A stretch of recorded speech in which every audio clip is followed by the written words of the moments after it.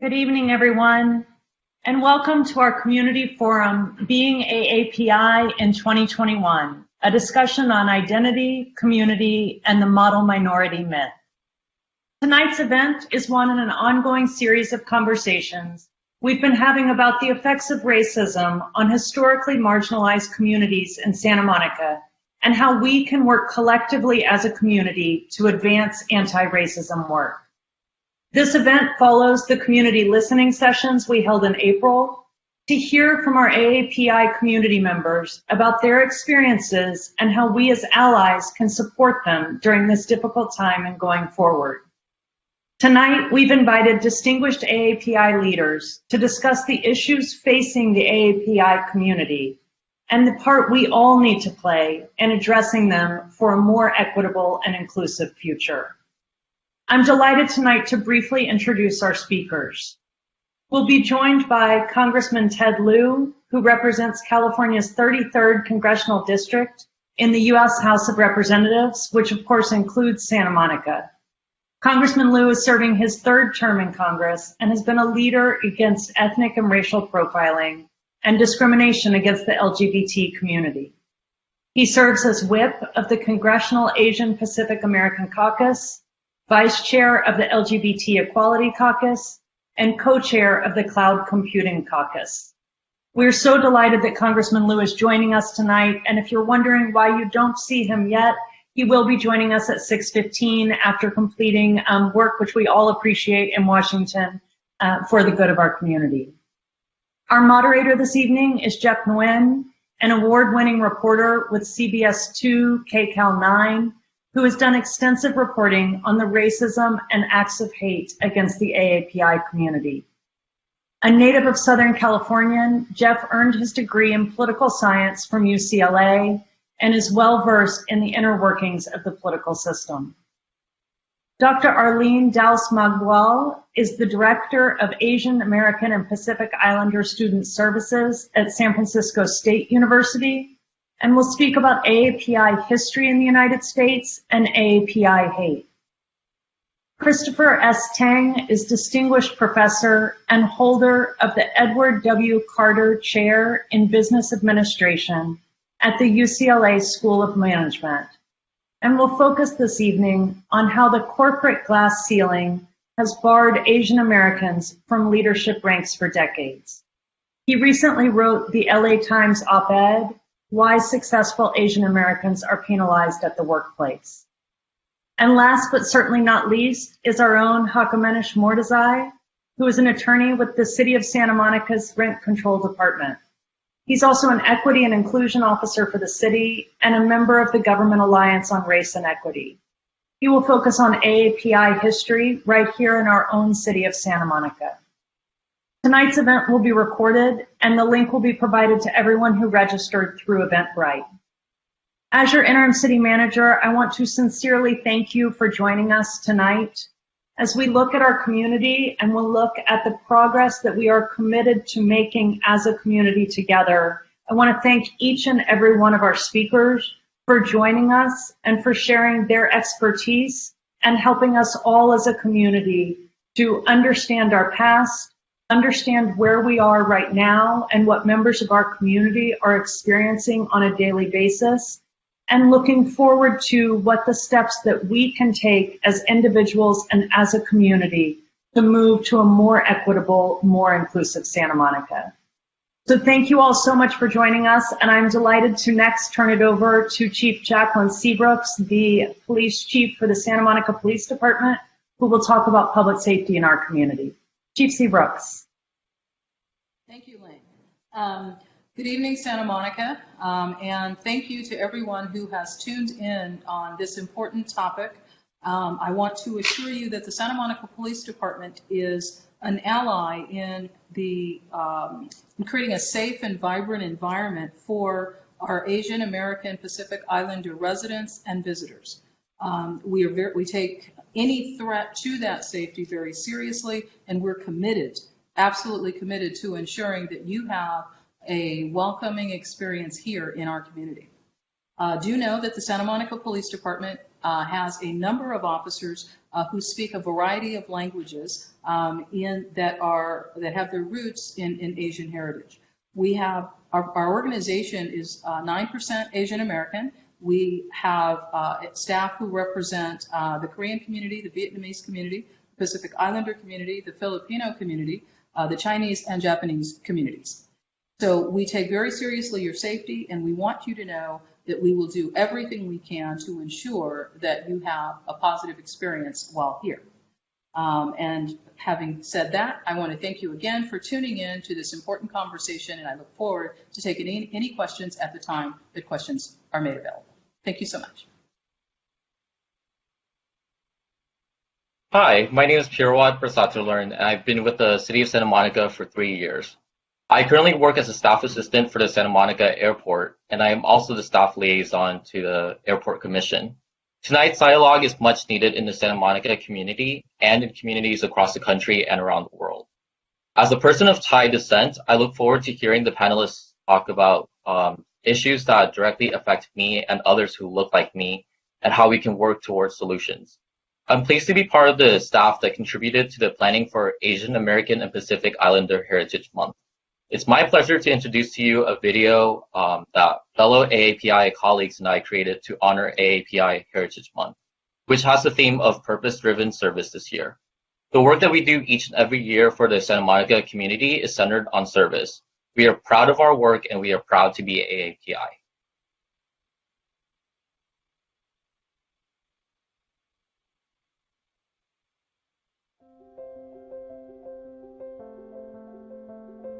Annyeonghaseyo.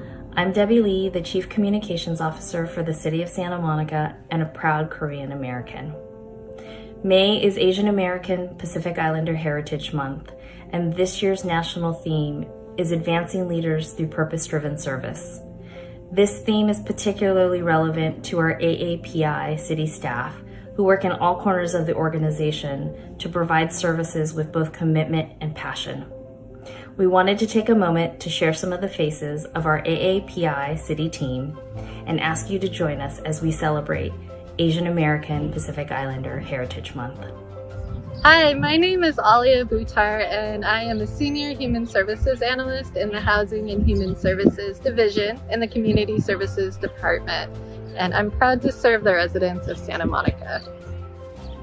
Salam, I'm Hachomanish Mordezai, Staff Attorney with the Santa Monica Rent Control Board. I'm proud to participate in the city's observance of Asian American and Pacific Islander Heritage Month this year. I'm Iranian from one of the oldest civilizations in the world, with a history that spans over 3 millennia and bridges the cultures of West, Central, and South Asia, and with a language known for its poetry. I have been working in the public interest and in public service throughout my career as an attorney, and I love the work that we do here to be at the forefront of innovation in public policy while serving our communities in Santa Monica. Hello, I'm Linda Cogswell. I'm an architectural associate with the Public Works Department. I'm second generation Chinese American. My parents and grandmother came to America as refugees of the Vietnam War. Building a better life, not for themselves, but for my siblings and me, were my parents' and grandmother's sole purpose. And I wonder if it's their sacrifices for me that has brought me to the city of Santa Monica and being of service to others. I'm proud to be an Asian American, a Santa Monican, and the daughter of immigrants. Mabuhay! Ako po ay si Rick Vaulty, ang inyong Director ng Kagawaran ng Public Works. I was born in Cairo, Egypt. I grew up as a child in the Netherlands, and I lived most of my adult life here in California. And I proudly identify my ethnicity as 100% Filipino, or as we sometimes call ourselves, Pinoy. As your Acting Director of Public Works, I oversee various operations that protect and enrich the quality of life here in the city through the sustainable maintenance, management, and enhancement of resources and public infrastructure. Maraming salamat po sa inyong lahat. Hello, 大家好，我叫楊以煥. Hi, my name is Yvonne Young. I'm your Resource Recovery and Recycling Administrator for the City of Santa Monica. I'm Chinese American, and I grew up in Hong Kong under British rule, where the word tomato was pronounced tomato, and Cantonese was and remains my first language. I came to this country as an immigrant at 17 years old because the United States, or美國 in Cantonese, literally means a beautiful country. I'm extremely grateful for the higher education and all the opportunities this country has given me so far. But at the same time, I've faced my fair share of racism, from microaggression to name-calling to bullying. So in my mind, dedicating my life to public service is the most direct way of making a difference and giving back. Today, I'm proud to be a member of the AAPI community. And these days, purpose-driven service means promoting the concept of waste reduction in ways that make sense to the environment and to our ratepayers. Hi, I'm Tony Kim, City Planning Division, Community Development Department. I'm a Korean American, born in Los Angeles, currently standing in Little Tokyo. I'm proud to serve the citizens, workers, visitors, and colleagues in Santa Monica. Sanam, I'm Saad Malan, and I am your Civil Engineering Associate and Construction Project Manager in the Public Works Department. I was born in Bombay, India. India is home to more than 440 languages, of which only 22 are considered official. Out of those, I speak Hindi and Urdu. I strive to complete these capital improvement projects for the benefit of the community while addressing any concerns nearby residences or businesses may have. 皆さん、こんにちは。私は松下陽子です。私は Community Services Department の Housing and Human Services Division に働いてます。どうぞよろしくお願いします。大家好, my name is Alvin Ho. I'm Chinese American and I am your Rent Control Office Coordinator. To me, public service means getting involved with something bigger than yourself and the legacy that you leave behind. Hi everybody, my name is Roxanne Tanamori and I'm a principal planner in the Community Development Department. I'm proud to say that my dad immigrated from Japan in the 1950s and my mom's parents immigrated from China in the 1930s. Their story is an Asian story, it's an immigrant story. It's also, I think, very much an American story. Hello, I'm Anuj Gupta, your Deputy City Manager in the City Manager's Office. I'm proud to be an Indian American, drawing upon a rich culture with a deep commitment to putting family and community first. This informs my passion for serving our great community and working to make it more vibrant and inclusive every day. I'm proud to be an Indian American Santa Monican. Magandang araw. Ako si Maria Umri Gayon Daknay Wisner, and I'm your admin analyst in the City Clerk's Office. With my family, I marched in the People Power Revolution of the 80s, which led to the end of a long dictatorship and the first female president of the Philippines. Today, I help organize free, fair, and safe elections for Santa Monica. Mayong aga sa inyo tanan. I am Chuck Palacio, Fiscal Technician in the Admin Division of the Human Resources Department. I am a first-generation Filipino-American immigrant. As a Filipino-American, I value my strong and close family ties, not only with my immediate family, but with my extended family as well, most of whom are in the Philippines. This is why we Filipinos like to send balikbayan boxes. You can Google it if you like. What I love most about working in the city of Santa Monica is the opportunity to provide excellent customer service and support with integrity and trust to the city team members and the residents. Hello everyone, my name is Swen Yang. I'm mainly of Chinese descent with some Malaysian on my paternal grandmother's side.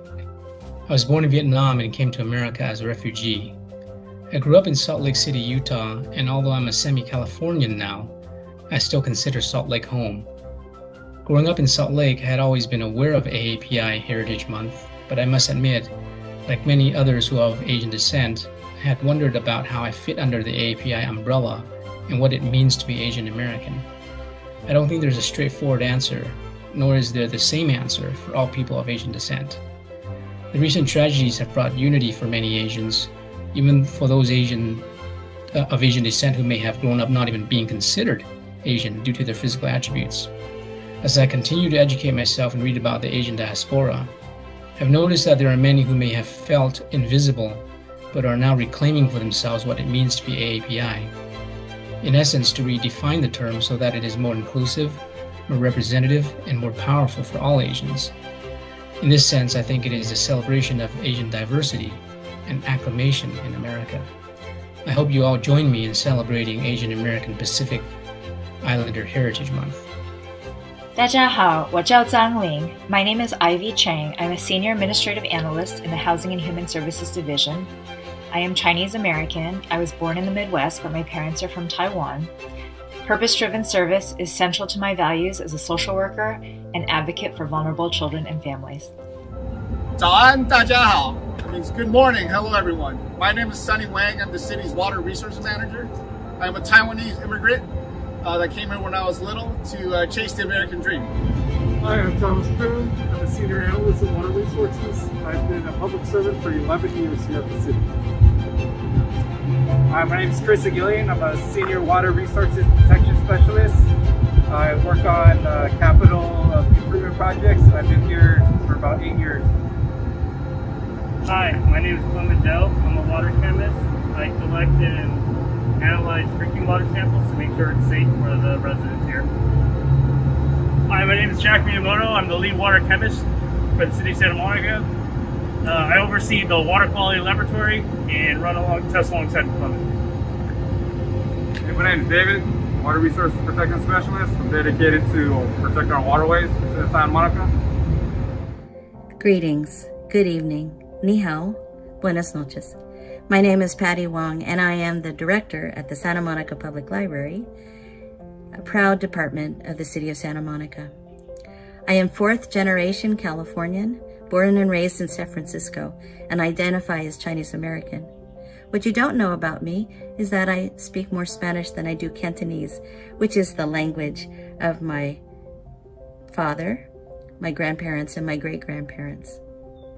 What gets me up in the morning is working with our public and our staff, innovating, creating, bringing information, literacy, and a passion for race and equity to the work.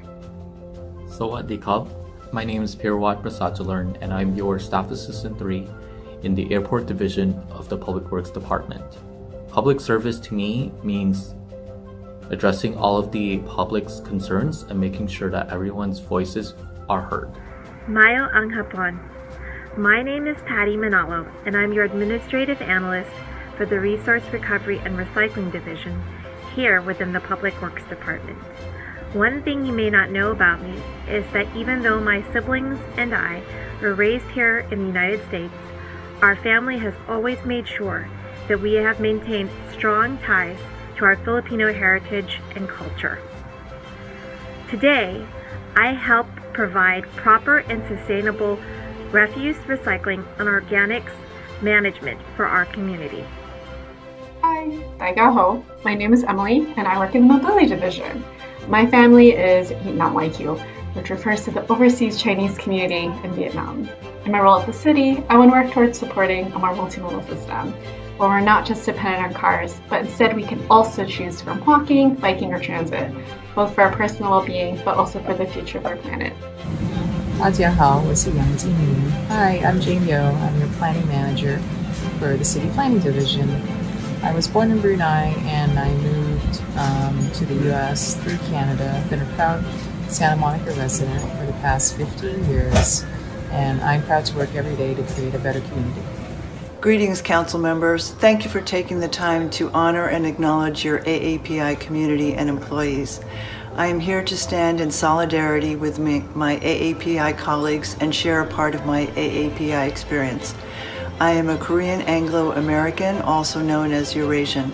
My mother was Korean. I was born in New York City and raised in an Irish-Italian Catholic working-class neighborhood. Growing up in New York in the 60s and 70s was a fantastic experience, but like many of my AAPI colleagues, I experienced unwanted attention because of my Asian features. As a result of this, I tried to blend in as much as possible to avoid attention. The recent hate crimes against Asians has revived fears of bias felt by many AAPI citizens, many of whom grew up in largely white communities like myself. Countering bias can only be accomplished through awareness, community outreach, and calling out bias when it happens. That is why this proclamation, though largely symbolic, is so important. Thank you.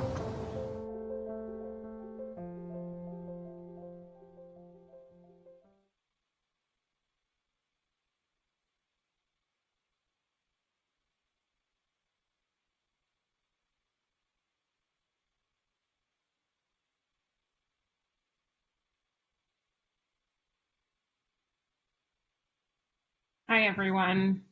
I'm happy to be here today to gain insight and understanding from our AAPI community about their unique experiences and struggles and the path we need to take for a more equitable future. Today's dialogue will broach difficult and uncomfortable topics, but it is absolutely necessary that we have them. This is a space for honest and open dialogue. It's important that we first acknowledge that white supremacy exists and that it is the cause of the racism and acts of violence being perpetrated against the AAPI community. We must also talk about how white supremacy affects marginalized communities, how it can in turn be perpetrated by those who are themselves marginalized, and the work that needs to be done to break that cycle. I'm proud to be Mayor Pro Tem of a city that has equity and inclusion as values and is steadily advancing racial equity through policymaking and through education and engagement opportunities like we're having tonight. We as Santa Monicans of all backgrounds and as world citizens must collectively take action to move toward understanding and improving life outcomes for marginalized groups, which will in turn improve life outcomes for us all. Now I'll turn it over to Congressman Ted Lieu.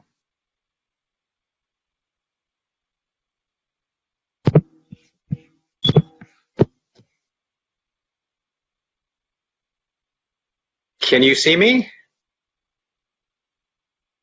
Not yet. You can't see me. Huh. Okay. Let me try to figure out why.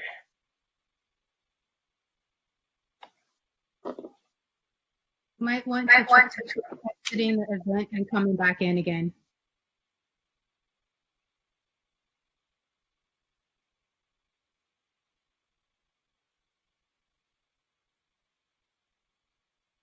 Well, while we're waiting for Congressman Lieu to get his computer squared away, I just want to thank everyone as well for joining us tonight. And it's so great to see over 100 folks here tonight. And I really look forward to hearing this conversation and how it goes. So I think we're close.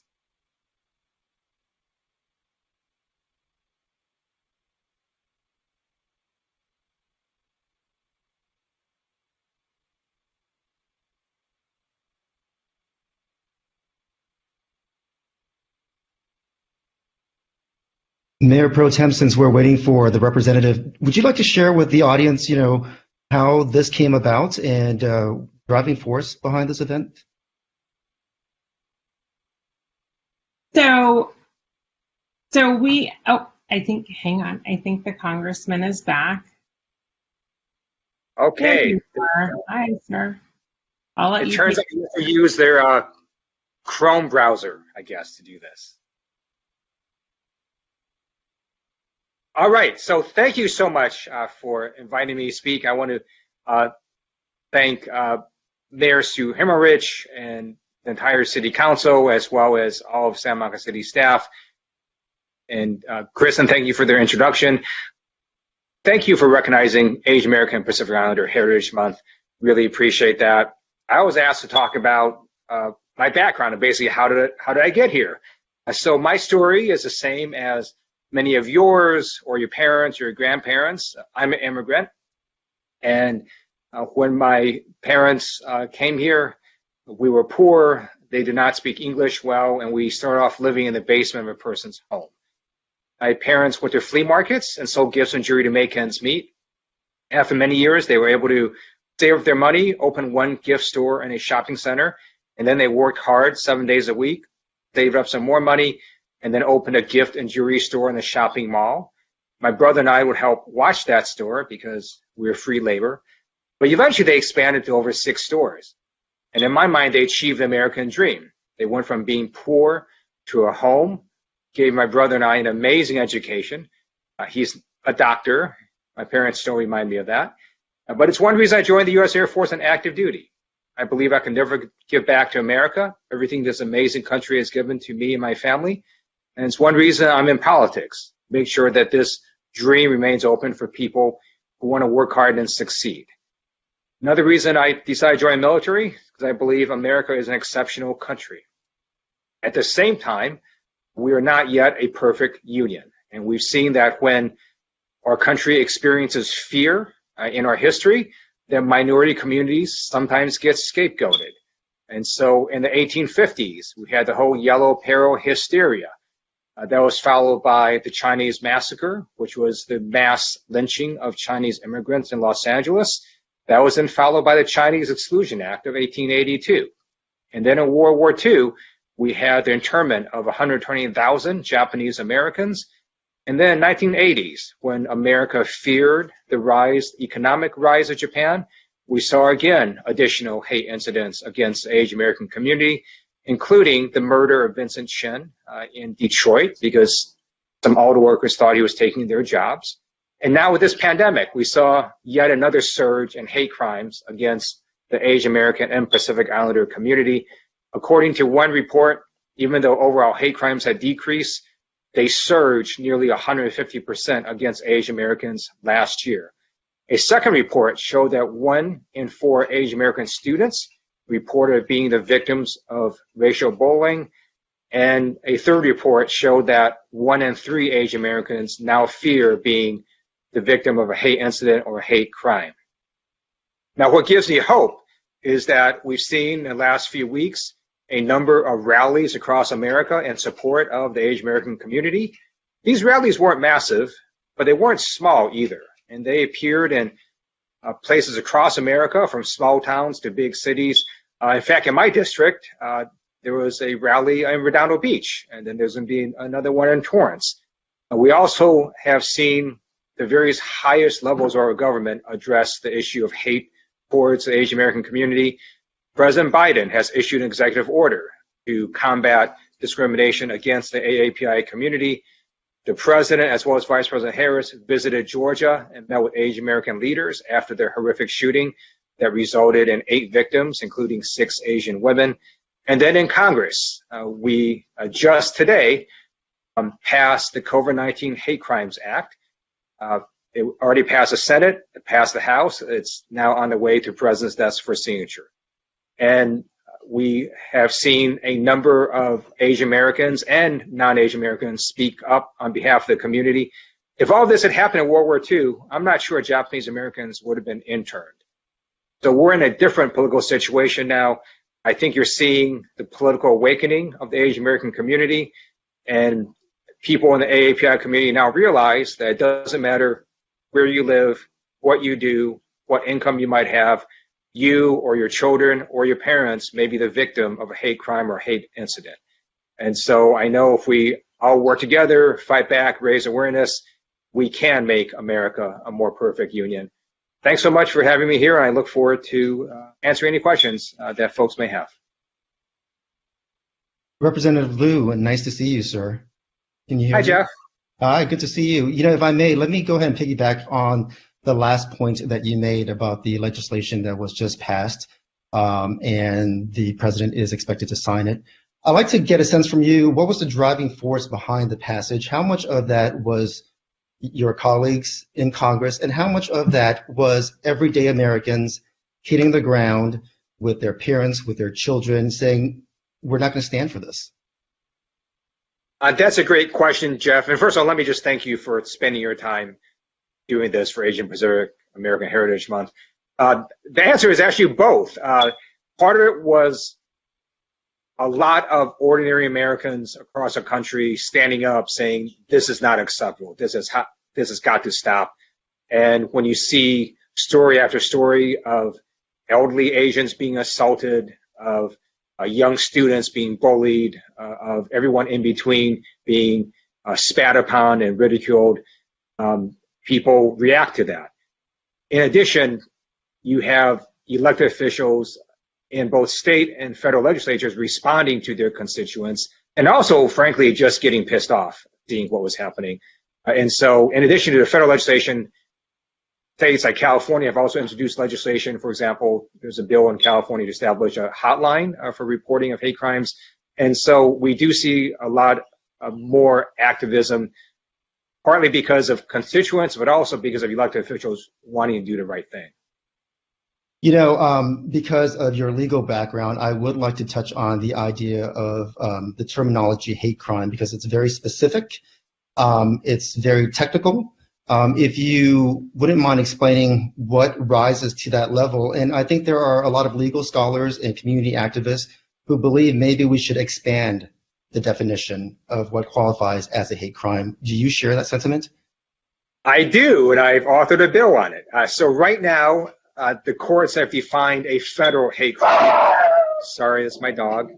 They define a federal hate crime very narrowly.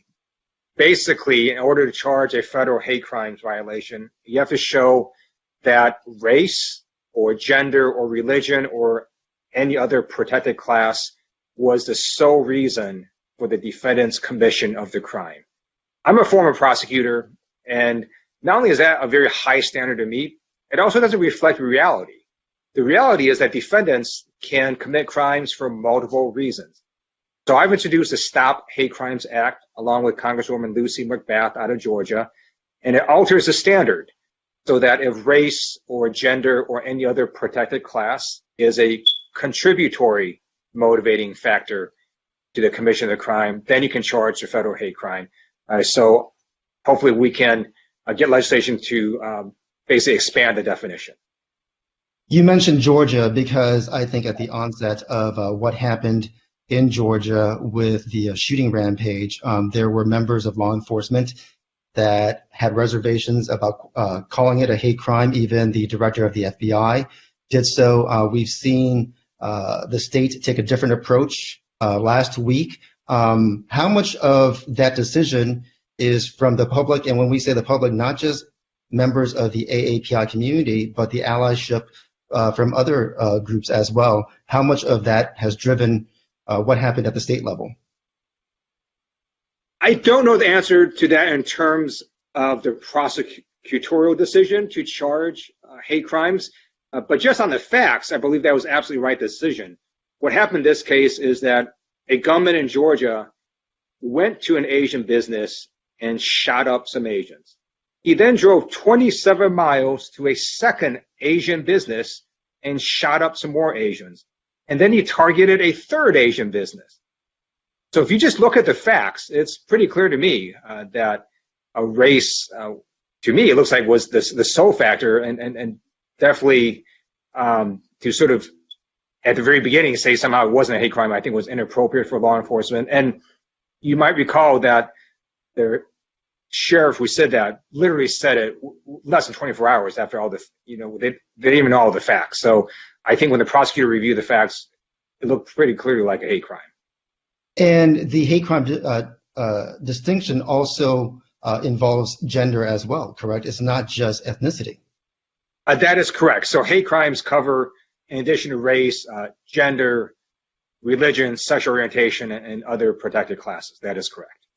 If I may, I'd like to kind of shift gear a little bit because I think for most of the folks who are participating in this, representation is hugely important. That's why we're speaking to you, because you have a seat in Congress. How do we inspire other people to follow in your footpath when getting the job is just expensive? According to OpenSecrets.org, the most expensive congressional race during the last cycle in 2020, the two candidates spent nearly $16 million for a job that lasts 2 years. So how do we inspire more people to turn to public service when it is just so hard to do? You raise a great point, which is why I'm a co-author of H.R. 1, which has passed House of Representatives, that would not only protect voting rights, but also put in significant reforms to our campaign finance system. The number you cited is accurate. However, it's not as if the candidates had to raise $16 million. What happened is you had dark money groups and all sorts of groups come in and spend all that money on behalf of a candidate or in opposition to another candidate. So that's how you get these humongous amounts of money. And I think that should be reformed, and it really, I think, perverts and distorts politics. At the same time, unless you're a multimillionaire or your last name is Kennedy, normally you don't just sort of up and run for Congress. So there are multiple elected positions, such as city council, which is where I started, or school board, that you could just walk to a lot of houses and get elected by just knocking on their doors and explaining to them why you want to help constituents. And you can slowly move up from there through the state legislature and so on. So there are ways to get into Congress if you want that doesn't require $16 million for you to raise. You mentioned starting at the local level. How do we inspire folks to start at the local level, whether it's the school board, whether it's city council, water commission, whatever the case may be? How do we inspire people to participate? So I think we're actually already seeing it now. We have seen an increase in Asian American civic participation, just even in terms of just voting. We know from an exit poll last year that 50% of the Asian American voters in Georgia who voted in November 2020 had not voted in November 2016. That's a pretty stunning increase. And you also see a lot more Asian American officials at the state and local levels, and more Asian Americans running at the state, local, and also the national levels as well. Part of it is just the political maturity of the AAPI community. It's still a relatively young community compared to some other communities, and it's only really recently doubled in size, really just since 2000. So I think you're going to see more and more civic participation just because the numbers of people are growing. And I think more and more people realize how important it is to speak up and participate in a democracy. And if you don't participate, then sometimes government passes you by. And then when you have events like this surge in hate crimes, I think it starts to get a lot of people much more interested in politics because they understand that if they don't pay attention, they could be harmed or their family member could be harmed. The AAPI voting bloc is the fastest growing bloc, but I hear from a lot of folks that I interview that both parties, the RNC and the DNC, never court the AAPI vote. Is that a fair assessment? And what can the DNC and the RNC do about that? I think there was a fair assessment a decade ago, but in the last several years, we did see that start to change. So the Biden presidential campaign actually had a group of people focused on outreach to the Asian American Pacific Islander community, and they actually spent over 7 figures on ads and other digital methods to reach out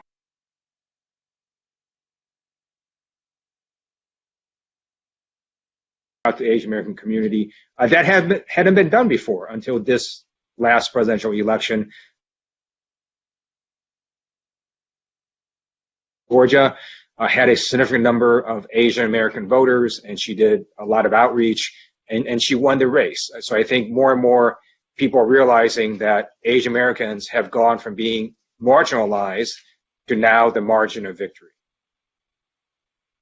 You know, a part of tonight is this discussion about diversity, and as we talk about diversity, a lot of times we ask white Americans to embrace that, yet we are also seeing a number of lawsuits filed on behalf of AAPI college applicants when they don't make it to their first choice colleges and universities. Is that a mixed message? I mean, can those two things exist simultaneously, or are they competing messages in your mind when we do things like that? So what colleges and universities would say is they wouldn't describe it as affirmative action. What they would describe it as is they're trying to build a diverse incoming class so that the education experience for everyone in that class is better. And for example, maybe they'll say, hey, we are going to select this applicant because they're a really great trumpet player, or because, they live in New Guinea, or because, they do something in Alaska, or whatever it is. And so they're trying to build a diverse class.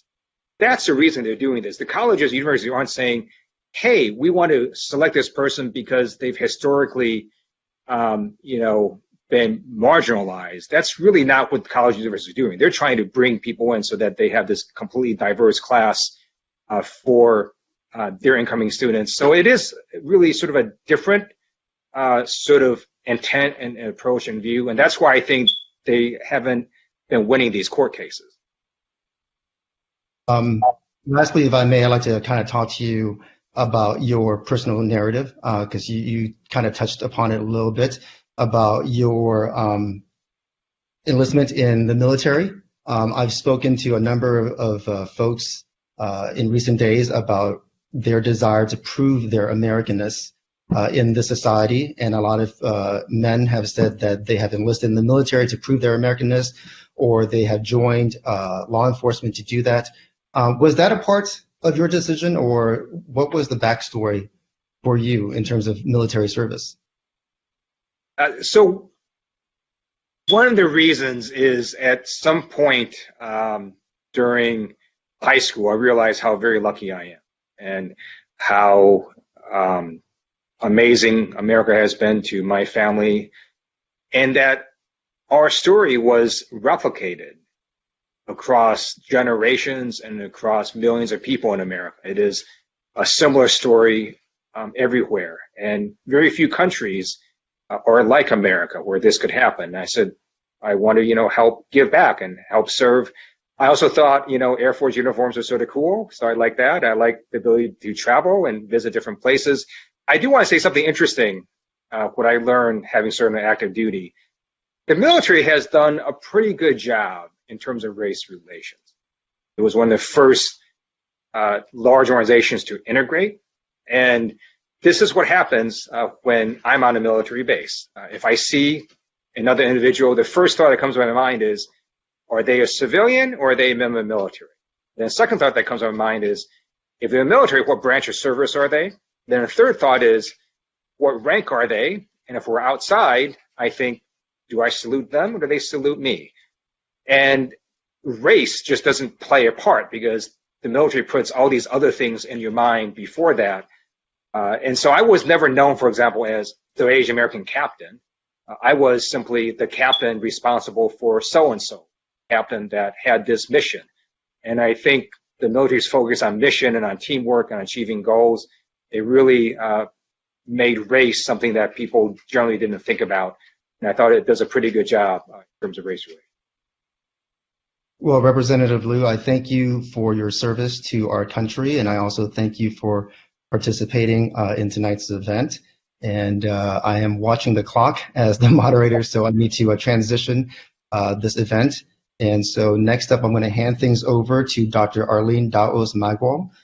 She is the Director of Asian American and Pacific Islander Student Services at San Francisco State University. Doctor, take it away. Thank you, Jeff, and thank you, Congressman Liu. My name is Dr. Arlene Daos Magwal. Thank you, Santa Monica, for having me here. I also want to give a special shout out to Debbie Lee for inviting me. I'm originally from Los Angeles, born and raised in East LA and in Long Beach, California. But I'm sitting here in Daly City, California, here in Northern California. So it's really good to be back home virtually. I think I'm going to go ahead and get started with this PowerPoint presentation. Thank you. So again, I'm Dr. Arlene Daus-Magwal. I'm the Director for Asian American and Pacific Islander Student Services here at San Francisco State University. Thank you for having me here. I'm also a faculty lecturer in Asian American Studies as well. And so before we start, if I can get the next slide, please. I'd like to do a land acknowledgement. I know that Santa Monica sits on Tongva land, and I'm here calling from Ohlone. I want to acknowledge the sacred land where we work, live, learn, teach, and build community has been a place where people have lived for over tens of thousands of years. We extend our respect to citizens of these nations who live here today and their ancestors, and to all Indigenous people. We also affirm that this acknowledgement is insufficient. It does not undo the harm that has been done and continues to be perpetrated against Indigenous people, their land and water. And we want to also acknowledge that they are still here. Next slide, please. And just like earlier, I really want to give a shout out to the folks that made the video. I was really inspired by your stories. And here I share my story and who I am before I get into my presentation on anti-Asian violence. And I'm a Pinay, proud Pinay. I was born in East LA, raised in Long Beach. The first person in my family was my grandfather. I am a descendant of immigrants of a third world, also known as the Philippines. I'm a granddaughter of a farm laborer, a war bride, and Alaska cannery workers. I'm a daughter of a blue-collar factory machinist and a poor righteous teacher. So on the left was my grandpa, Cornelius, who came here in the 19-teens from the Philippines as a teenager to work on the farms and up and down California.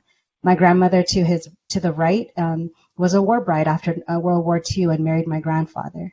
My grandparents in the middle were farmers in the Philippines and then moved to the United States and became cannery workers in Alaska. And my parents here on the very right were here in Long Beach, California. My father worked for McDonnell Douglas. He worked for different factories as a machinist, and my mom worked in Long Beach Unified School District as a teacher. And so my roots is very much in Southern California. But growing up in Southern California was not very easy for someone that looked like me. And a lot of the stories that I heard earlier in the video, a lot of us can kind of relate to that. And even when we lived in Long Beach, we also moved to Riverside, California. That's where I met Debbie Lee. Riverside, California was not kind to people that looked like me. They didn't understand who I was. And that's when I had the first encounter of racism outside of my home, just going to school and facing things with other students who would call me names and, physically hurt me. And from that point on, I had to make it a point to really understand, why are people not wanting to understand who I am? And so if you go to the next slide, please.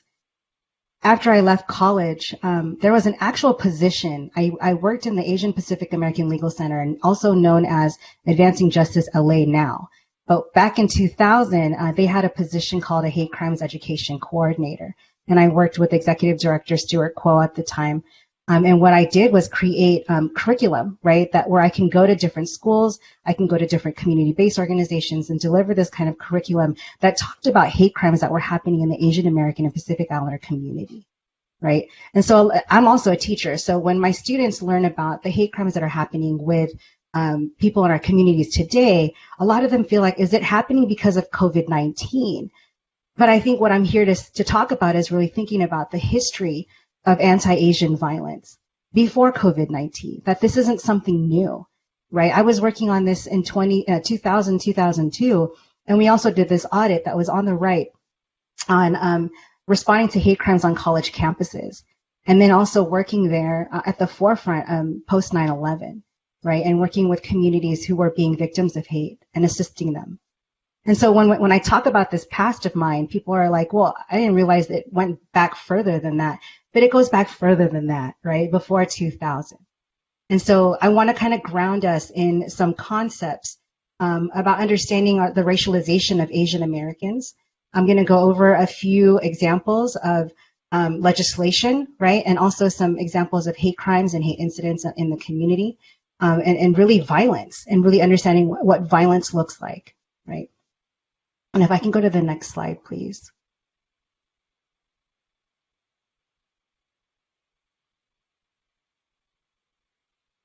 So there's this word nativism, right? So nativism typically means opposition to immigration, support of efforts to lower the political or legal status of specific ethnic or cultural groups because they're considered hostile or alien to the natural culture, or there's assumptions that they cannot be assimilated, right? And there's this picture here that talks about history marches on, but nativism marches in place. There's this idea that I belong here and you don't belong here, that there's this idea of othering, right? And Congressman Liu talked a little bit about that earlier too, and really thinking about what does it mean when someone looks at an Asian American or an Asian immigrant, right?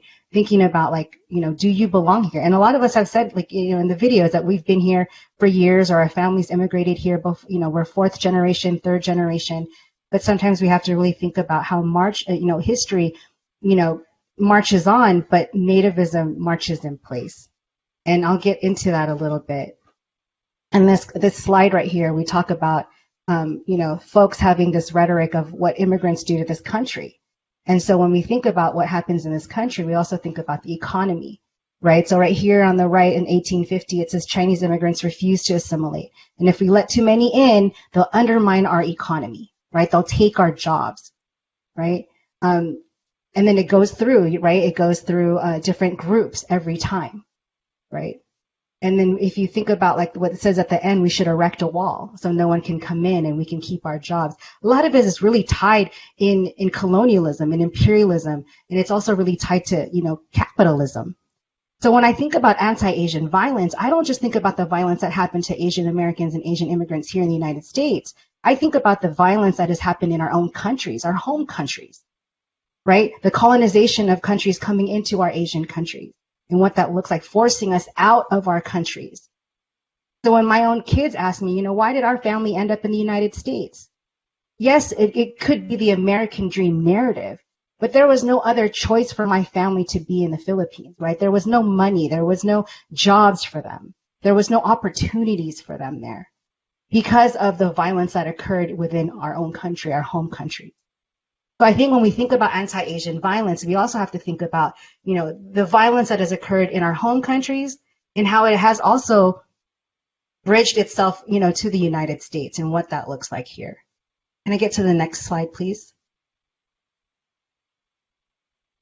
And so there's this term xenophobia, and I'm sure we've heard this so many times since COVID-19 that there's this xenophobia, especially with, you know, the COVID-19 coming from China, and then there's all this rhetoric of what, you know, the past president was saying, you know, on the news or on social media, right? And really having people like internalizing that. And when they internalize this dislike or prejudice from people from other countries, even if we're from here, right? It starts to fester into this hate or into this retaliation, if I can call it that, right? And so if you look at this picture here, a lot of the times in our own history, even before, you know, COVID-19, there's this idea of xenophobia. Congressman Liu talked about the Yellow Peril, right? This existed in the 1800s. This existed in a way that people thought we were taking people's jobs, right? And so there was this, if you look at the pictures here, there's a bunch, you could find these online. And this was actually like, you know, this rhetoric that was going on of what we look like. Right, so people can be scared of us. And when I've done some research, there's also this research on memes and GIFs and like where they come from, and it comes from some of these political cartoons. Can I get the next slide, please? And so there's this racialization of Asian Americans, and it's constructed by these American Orientalists who racialize us as others, perpetual foreigners, as competitors, right? And then we can also talk about the submissive, subordinate model minority.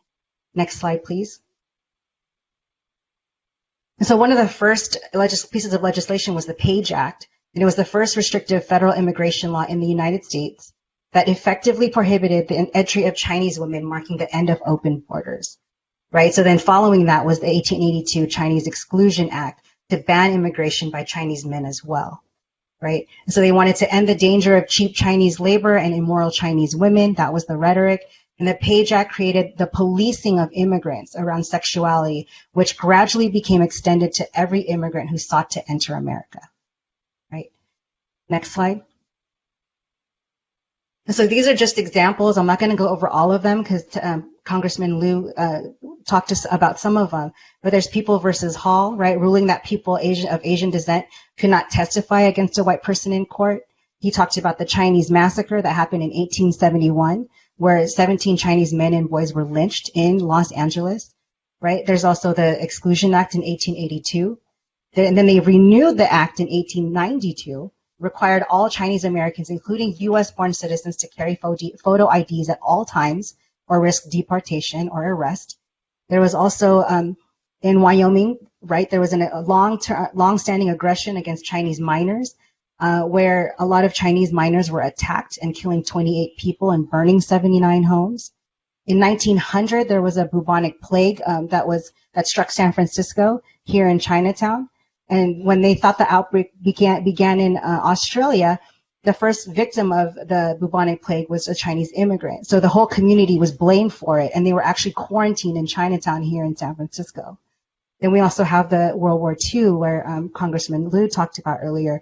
And then there's also Vietnamese shrimpers and the KKK, right, where they led a commando-style attack where they patrolled waters and set boats on fire, right, that were owned by Vietnamese shrimpers. Next slide, please. And then we have Fermentabera. My grandfather was actually at this farm here where it happened in Watsonville, where Fermentabera was a Filipino farm worker who was shot by a mob of white men who resented Filipino men for dating white women. There was when Japan bombed Pearl Harbor, the anti-Japanese sentiment. In 1982, Vincent Chin, right, beating him to death because of they thought he was Japanese. Joseph Aledo, right there in Chatsworth, California, was shot 9 times by a white supremacist and because he wanted to kill someone of color that worked for the government. And then we have, of course, 9/11, where Muslims and South Asians became targets of backlash. Next slide, please. And so these stereotypes, right, we're always seen as these foreigners, we're seen as exotic, we're seen as, model minorities, right? As a foreigner, like we are seen, we cannot conform, and we're constantly seen as an other, even if we've been here for a very long time. Asian American women are very hypersexualized, and we're also seen as dragon ladies. You can even just Google it and see what images pop up. And the model minority myth, there's that Time magazine back in the 80s where we're called whiz kids, when before, if you looked at the pictures before that, the caricatures of Asian immigrants and Asian Americans were negative, right? So this whole notion that, we can be successful, we're unathletic, they demasculinize the Asian American men. Oh, and then there's also the microaggressions that we face. And then the last slide. One more slide, please. And I just want to leave you with this. I'm trying to fit in history in 10 minutes, but there's so much. But one of the things that we're trying to understand in the universities as well is how do we reckon with anti-Asian violence? How do we allow space? And this is from Dr. Alison Tintianco Cubalis, one of the professors in Asian American Studies. And she says, how do we allow space and time for racial grief, for your grief and that of those who are that are in solidarity with, right? How do we occupy racial grief to be harnessed as a force for collective action directed against multiple interconnected intersectional social injustices of racism? How do we resist historical amnesia, American myopia, and reducing systemic violence to an incident or hate crime? Dylan Rodriguez says, what if anti-Asian violence is not reducible to hate and is in fact a persistent, unexceptional presence in the long historical civilization terror-making machine that is called the United States? And then I know this last portion right here is about being an educator, but you can replace the educator to a public service, public servant, right? How do we repurpose our communities, right? Our government, our education, those institutions, and center love and protects the wellness of each other, especially those who are being affected? So how do we build a coalitional resistance of radical people, radical community members that really try to understand this historical amnesia, American myopia, and this systemic violence that's happening in our communities? Thank you.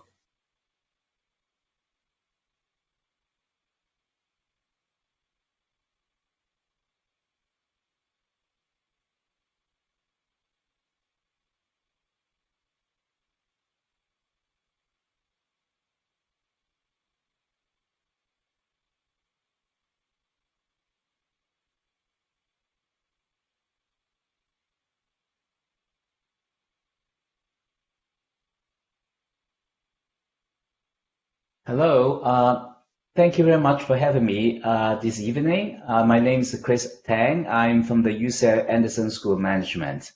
I'll give you a little bit about my background. I was born in Hong Kong, but I was educated in the UK, and then I've been in the United States for over 40 years.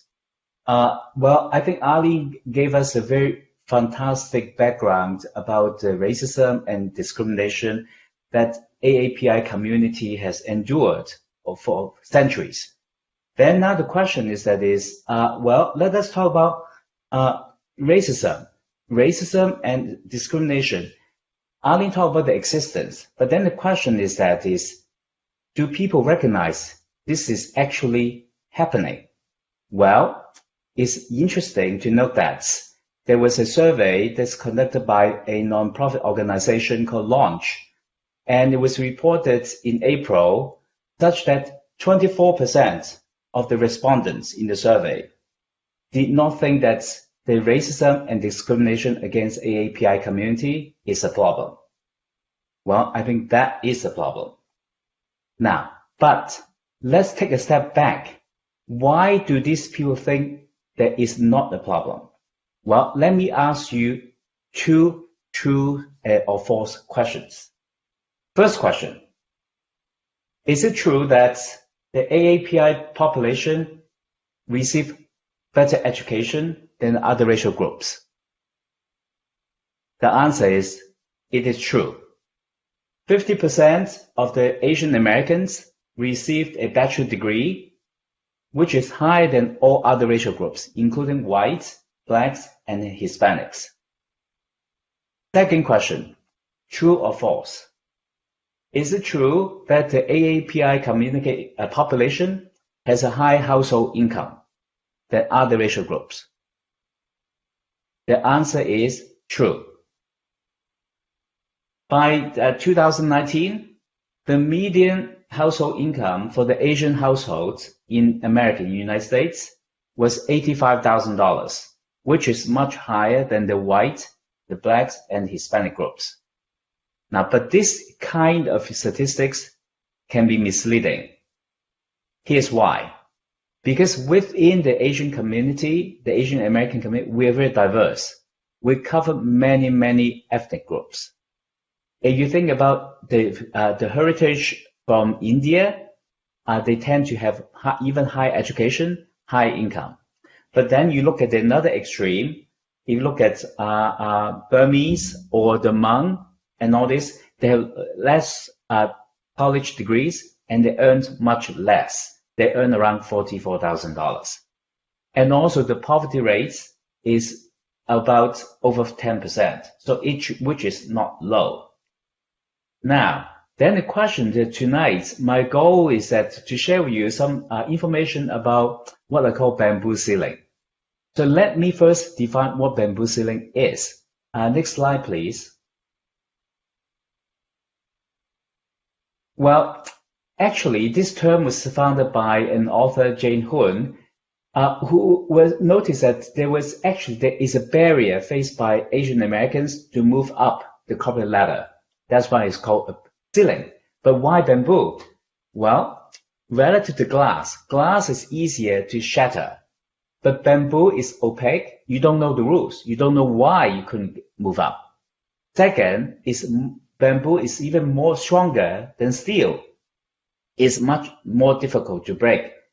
So therefore, choosing that we call bamboo ceiling because the AAPI community is confronting with this kind of ceiling. Then the question is it for real? I'm going to show you some statistics. Next slide, please. In the United States, we have around 12% professional workforce, but only less than 1% are at the senior executive level in the Fortune 500. Now, this statistics I'm showing with you now is conducted by Ascent, which is another nonprofit group for the Asian American community in the United States. They study 5 major technology companies, including Google, Hewlett-Packard, Intel, LinkedIn, and Yahoo. And they found that the Asian American versus the white groups, there is a big big gap? Well, if you look at the charts on the right, you can see that at the entry level, they're around 27%. The red wedge, the 27% Asian Americans are in the workforce at the professional entry level. But as they move up, it's actually the wedge becomes smaller and smaller. But notice that the white population is the reverse. They only have 62% in the professional level, but actually the representation is getting bigger and bigger as they move up. Now this is in a technology company. But then the question is, oh, maybe it's not true in other sectors. Well, I'm going to show you the statistics. Next slide, please. This one shows that if you look at the left side of the charts, you see that among all the employees, based on the statistics conducted by the census in the year 2020, again, you can see the same pattern, all right? The blue one is the white population. As they move up the corporate ladder, the representation is getting bigger and bigger. But then you look at the Asian one, which is the gray, the bar, the gray, is getting smaller and smaller.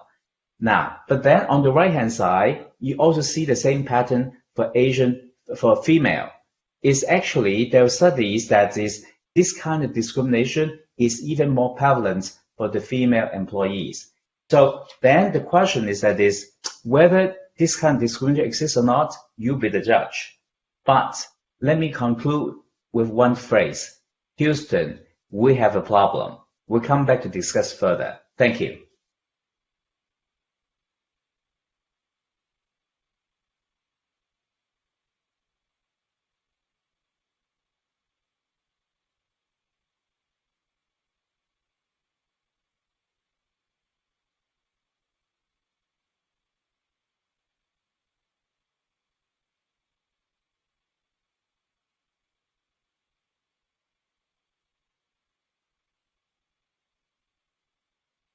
You're a Paka. Can you see my video? Can you see my face? I can't see anyone, so I'm not sure if Sorry. Good evening, everyone. I'm Hachamanesh Mordezai. I'm an attorney with the Santa Monica Rent Control Board. When I joined Santa Monica's Government Alliance for Racial Equity, it became clear to me that very few of us actually knew about the history of people of color in our city. While Los Angeles' civic identity is anchored in its diversity, Santa Monica's is tethered to liberal and progressive policies, but not diversity. And yet Santa Monica is how it is and looks the way that it does because of its interactions with its communities of color throughout its history. And so I undertook research to get a sense of that past for our group. My most important source is a book written by Paula Scott, Santa Monica History on the Edge, a very informative book that I recommend to those interested in our city's history. The history of AAPI communities is one of the most invisible and forgotten aspects of that.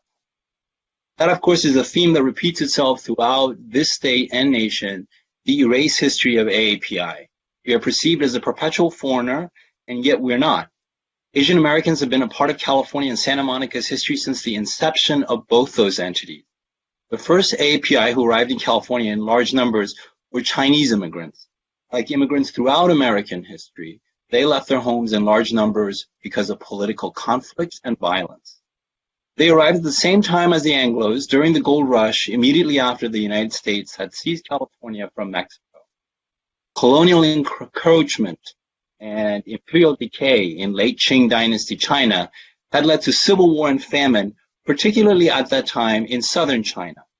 The growing port of Guangdong, anglicized as Canton, was a departure point for thousands of Chinese fleeing conflict. Their destination was San Francisco, from where many would move on to mine in claims abandoned by Anglos, of which the Chinese would successfully mine by working together. This led to racial resentment from the Anglo miners. And as a result, California began taxing the Chinese miners at exorbitant rates, which in turn resulted in 1/4 of the young state's revenues coming from its Chinese miners. The greatest economic contribution that Chinese immigrants made to the young state was in the grueling construction of the Transcontinental Railroad. The railroad would explode America's economic potential and transform it into a continental and global power. But it was only the Chinese who were willing to take on the back-breaking and dangerous work of building tracks through the granite of the Sierra Nevada and the scorching deserts of the inner West. Hundreds would lose their lives. Yet when the Western track met the Eastern track in Promontory Summit, Utah in 1869, depicted in an iconic photo which some of us may be familiar with, the Chinese laborers were cut out of that photo, erased, in order to pretend that America's historic success was an all-white endeavor. At that time in Santa Monica, Robert S. Baker, a Rhode Island businessman who had entered California's lucrative cattle and ranching industry, acquired the land that makes up Santa Monica by buying it from California families facing an economic squeeze in the new American order, and by marrying into one of those California families. The potential of the coming railroad led to his partnership with an English immigrant turned silver magnate and Nevada Senator, John P. Jones. Jones dreamt of a deep water port in Santa Monica Bay, connected by his new rail to rival LA's port in San Pedro, which was monopolized by Southern Pacific Railroad. That's how the idea of Santa Monica was born. To make it a reality, Jones recruited Chinese railroad construction workers from San Francisco, who built him a wharf and a rail line to Los Angeles, the Los Angeles and Independence Railroad. Because of the hard work of these Chinese men, Jones and Baker's land was connected to Los Angeles, which back then meant downtown LA, and from there, the nation's rail network. That resulted in the successful auction of lots for the new town in July 1875, and Santa Monica was born. Racial violence was a key feature of California at that time. One of the biggest lynchings in American history, as was mentioned several times, took place in Los Angeles when Anglo gangs invaded LA's old Chinatown and massacred Chinese residents. Press coverage of a blood-stained Eden in East Coast papers ironically led to a movement to ban Chinese immigration, which resulted in the Chinese Exclusion Act. Despite this environment, Chinese were the largest foreign-born group in California. They were 10% of the population and 25% of the labor force. After rail construction had been completed, they became agriculture workers, selling vegetables in towns throughout Southern California, which resulted in their near monopoly in the local retail distribution of produce. As Santa Monica began to develop as a tourist destination, Chinese immigrants were the hotel workers, the domestic servants, the cooks, and the laundry operators. They were integral to life in Santa Monica in the 19th century and made the city's economy function even when its dreams of being Southern California's port crashed. The demographic toll of the Chinese Exclusion Act and relocation eventually led to a decline in Santa Monica's Chinese community by the 1920s. In time, their pivotal role in Santa Monica's birth and establishment would be forgotten. Japanese immigrants were the next AAPI community to establish themselves in large numbers in the new city of Santa Monica. When the American Navy had forced Japan to open itself to trade with the United States, Japanese society went through a tumultuous transformation. That era, known as the Meiji Restoration, took power away from Japan's feudal shogun order and placed it with a central government under an emperor. Rapid urbanization and industrialization followed as Japan aggressively shifted to a Western economic model, which led to agricultural decline and the plummeting of Japanese wages. America's role in economic transformation of nations abroad has caused immigration throughout our history, most recently in Mexico following NAFTA. 19th century Japan witnessed similar economic dislocation. So thousands of Japanese left their homeland for Hawaii and then California. Hatsuji Sano leased beachland near Santa Monica Canyon from Southern Pacific Railroad, and there grew a small fishing village of Japanese immigrants living on wooden houses on the sand. They thrived by pulling 30 tons of fish a day from Santa Monica Bay, which they then shipped by rail to Los Angeles, where a Japanese community there also benefited from the fresh catch. The Japanese village also prospered from Santa Monica's growing importance as a tourist destination. By the teens, this Japanese fishing village became famous even in Japan, and by the teens, Japanese filmmakers came to it to film movies. And so the village became an attraction unto itself for both Japanese and non-Japanese tourists. In 1916, however, a fire ravaged the village, and the city of Santa Monica responded by demolishing it. Because many of the Japanese villagers were fishermen, they relocated to a similar Japanese fishing community in San Pedro. But some of the families relocated to new neighborhoods here in Santa Monica of Ocean Park and Pico, Santa Monica neighborhoods that were not restricted to whites through racial covenants. The Japanese American community thrived in these neighborhoods. They often worked as contract gardeners, landscape contractors, and nursery owners. Others ran small produce stands. The community was large enough to support a Japanese language school and a Japanese Methodist church. But this world came to a crashing halt when Japan attacked Pearl Harbor. Anti-Japanese hysteria swept through Southern California. At first, Japanese Americans responded by defending their loyalty. They held large rallies in Santa Monica at what was then the Municipal Auditorium. They took the lead in organizing Red Cross trainings and defense bond campaigns. But despite their efforts, President Roosevelt issued Executive Order 9066 in February 1942, ordering the internment of all Japanese Americans, regardless of their citizenship. The order was swift and left no time for preparation. As a result, thousands of Japanese American families had to sell their land and business immediately for a song. Santa Monica's Japanese community was ordered to be interned at Manzanar in the Ojai Valley. Arnold Maeda was born in 1926 in Santa Monica. He would later become an important local activist in the movement that secured an official apology from the U.S. government for the internment of Japanese Americans. He recalled that his family and his neighbors were ordered to the corner of Venice and Lincoln to board buses to Manzanar. And what made that teenage boy the saddest on that day was that he had to abandon his dog because families could not bring their pets. That corner is the site of a monument to the victims of America's betrayal of its Japanese American citizens today. After the war, only a few of those families returned to Santa Monica. The disappearance of communities of color is a recurring feature of Santa Monica history.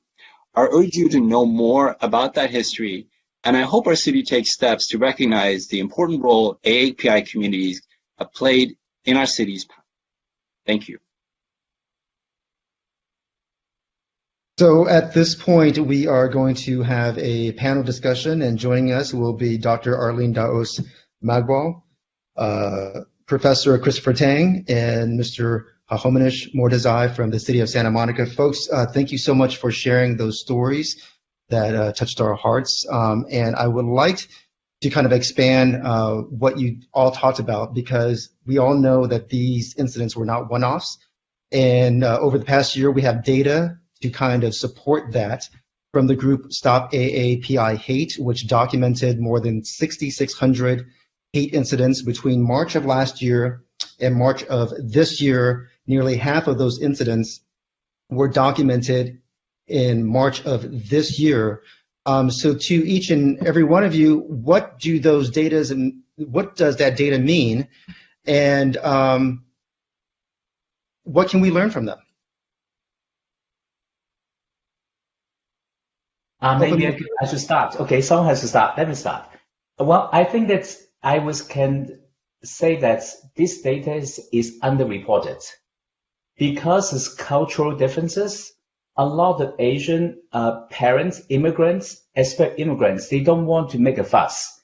And also the myth about the model minority. Model minority is not supposed to complain. It's supposed to take it, right? So that's point number one. But I'm so glad there's a Stop Hate AAPI website started. It enables people to report this kind of incidents. So I think it's a good move. And I think that this is something the Asian AAPI community need to rethink. It's time to speak up and speak out. I can go next. Thank you, Professor Tang. I agree. I feel like it is underreported, but I'm so appreciative of the founders of Stop API Hate and what they've done to create this platform for people to actually go online and to report what's happening. I think one thing that we have to also think about is access, like who has access to be online? Is it equitable? And it reminds me of when I used to work at the Legal Center in LA. And this is before we had internet and platforms where we can have people, actually report incidents. They would just call the Legal Center. Right. And then we also had we also noticed that within the reportings, there's so much underreporting. And just like what Professor Tang said, there's a lot of things that we don't want to talk about outside of what's happening, or we don't even understand if it was racism or not. So there's so many things that we have to unpack and understand what these numbers can do. But what the numbers have done is create legislation. What the numbers have done is create responses within universities and different workplaces, right, to really respond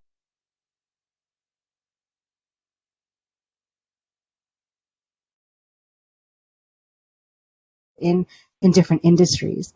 And I think because it's also happening online.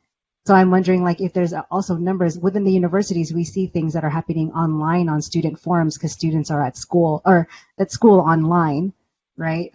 But I can only imagine what it would look like when everyone goes back to school in the fall, also back to work. So I think the numbers, we can use the numbers as evidence to help really change things where we are. Jeff, also, just to echo the theme of the disparity of those numbers, it's the point that Dr. Dasmakbal was just raising, is that a lot of the people who are targeted are the ones who are least likely to have access. People, if you see who they're going, are people who are on the lower rung of the economic ladder, who may not have access, may not be proficient in English, maybe recent immigrants, elderly certainly. Those are all affect those numbers.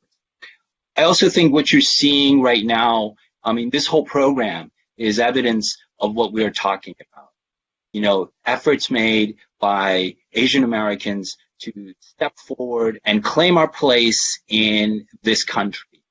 It's true that some of us may have been born elsewhere, but it's also true that this is our nation now, and it's our children's nation, and we are in a very important part of it, and we're taking our place in it, and we're making sure that we're heard, and we are also building on the work of other communities of color.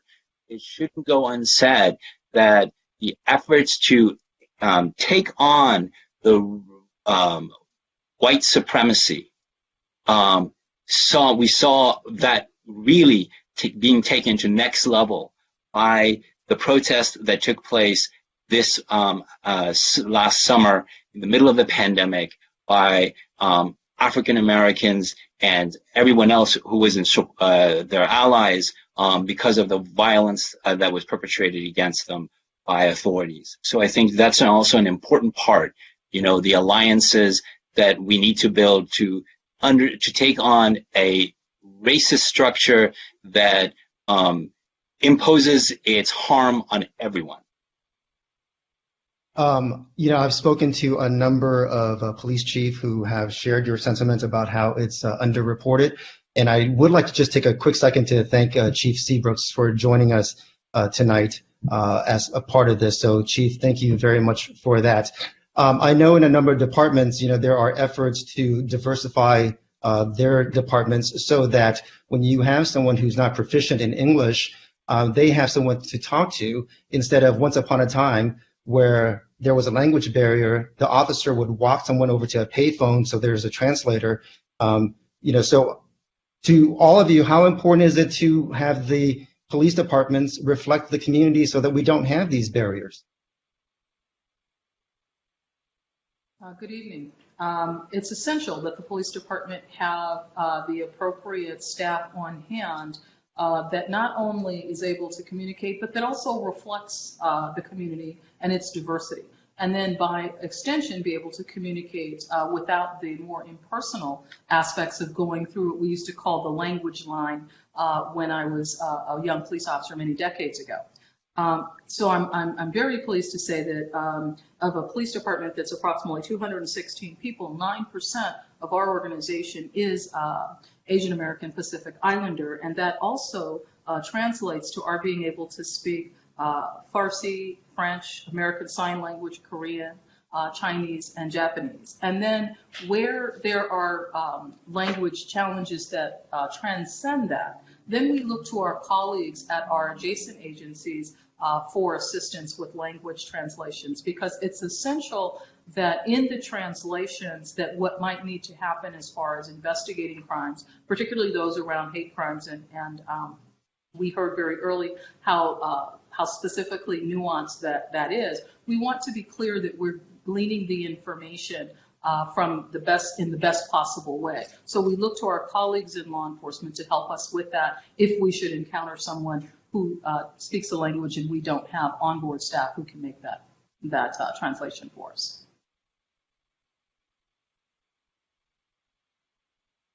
Jeff, you're muted. Forgive me. Chief, thank you for being so gracious to join us. You know, a number of police chiefs have quoted that data. What was your reaction when you saw that data?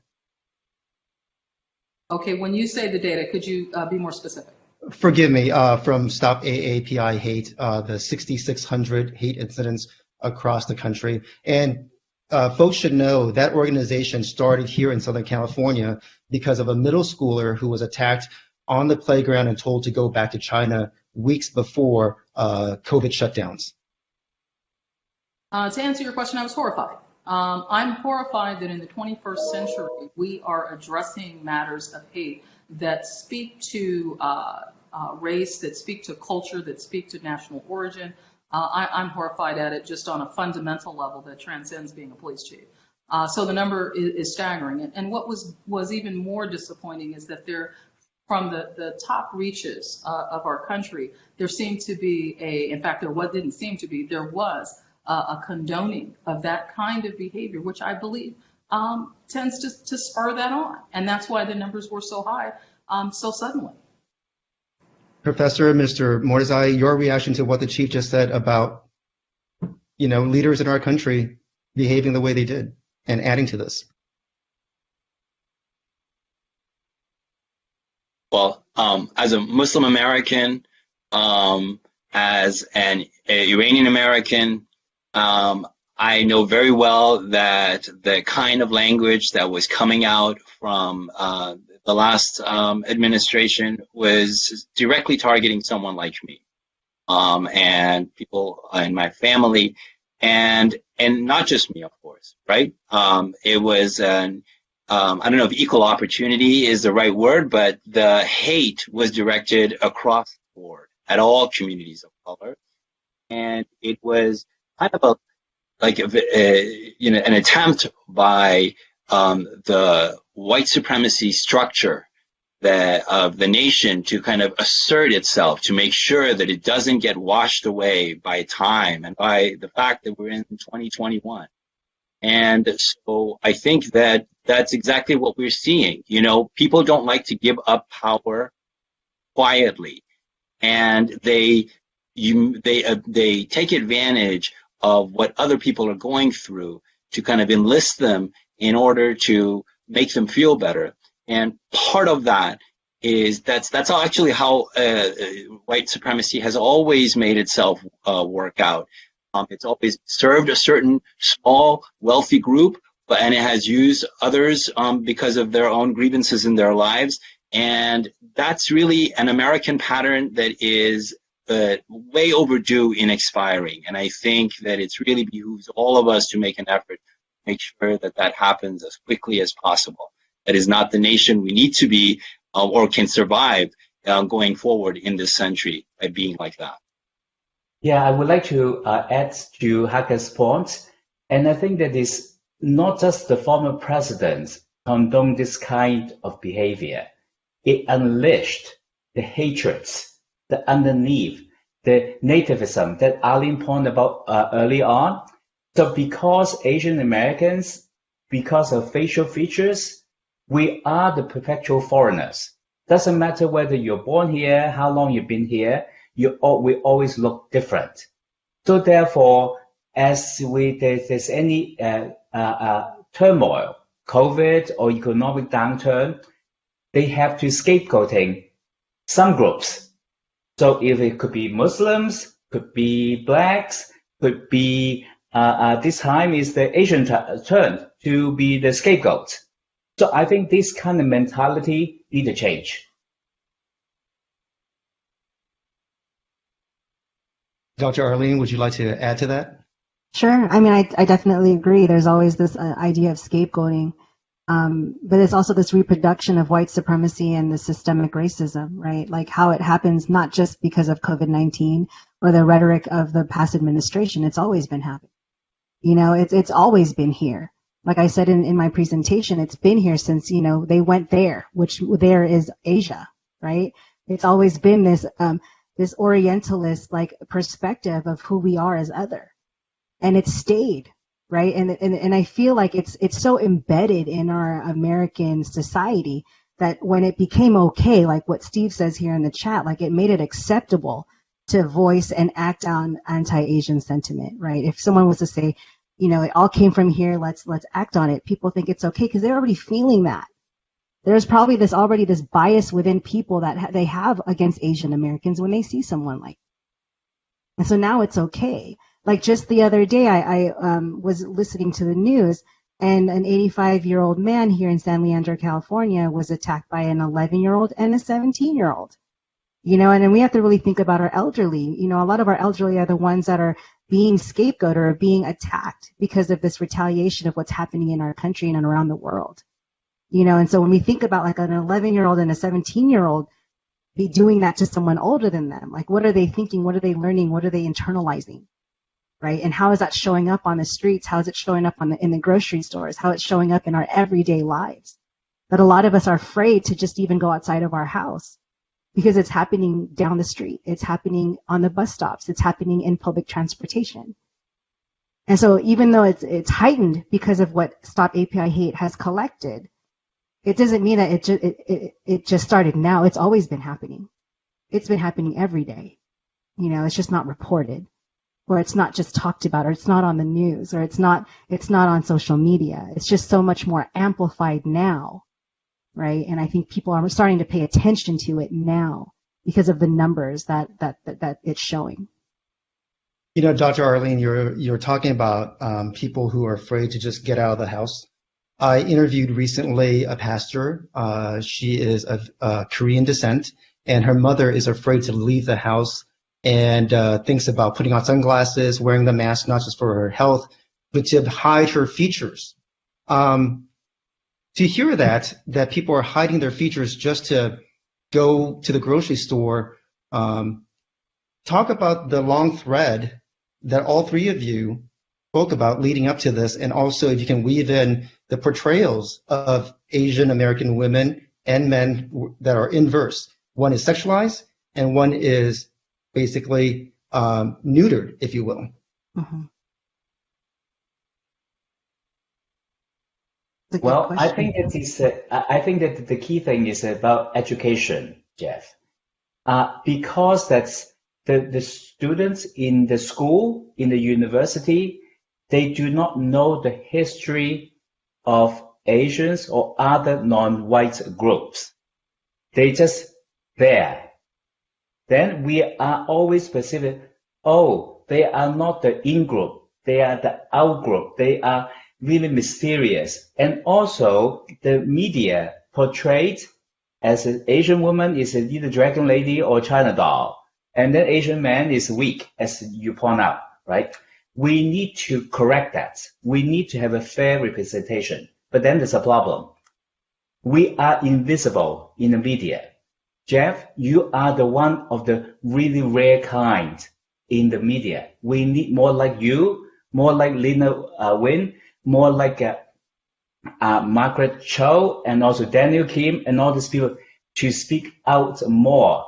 But we need to also encourage the next generation of educators, the next generation to push for the education reform.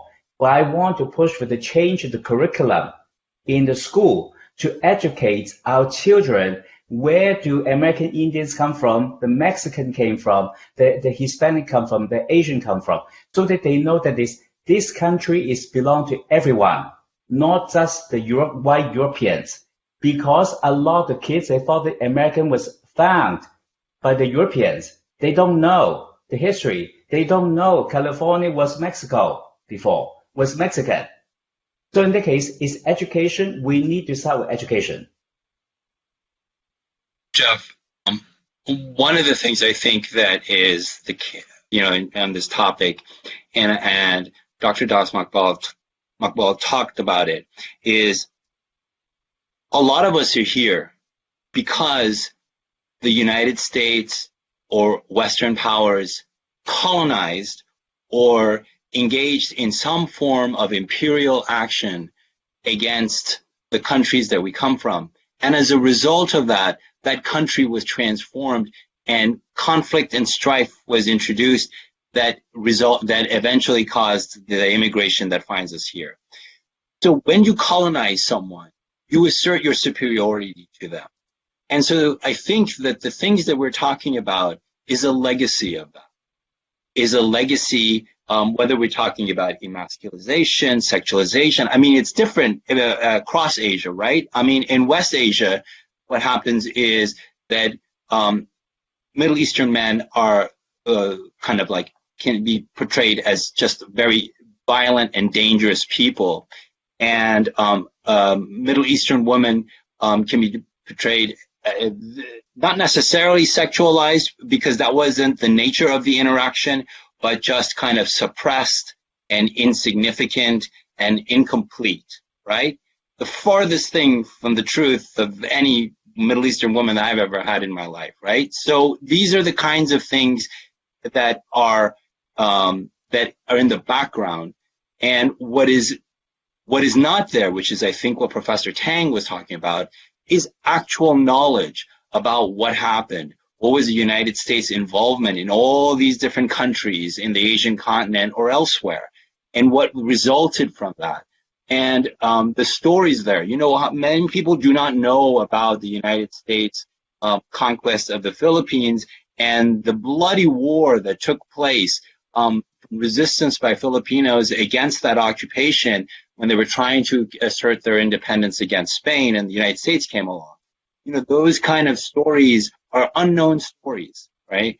And I think that the more that we speak out and educate and tell our stories, the less possible it may be for these kinds of